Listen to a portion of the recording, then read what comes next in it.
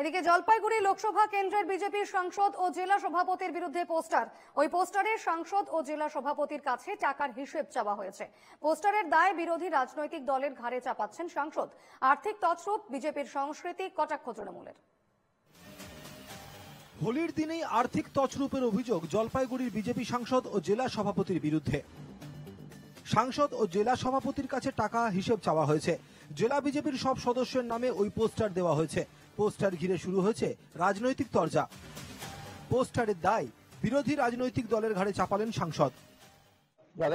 যারা এরকম ভাবে অভিযোগ আছে তারা সৎসাহস থাকলে সামনাসামনি বলুক না এটা কি হচ্ছে। কি মনে হয় এটা কি অন্য রাজনৈতিক দল নিজেদের মধ্যে নিজেদের গোষ্ঠীদ্বন্দ্ব মনে হচ্ছে? কি জানি অন্য কোনো রাজনৈতিক দলের লোকও হতে পারে।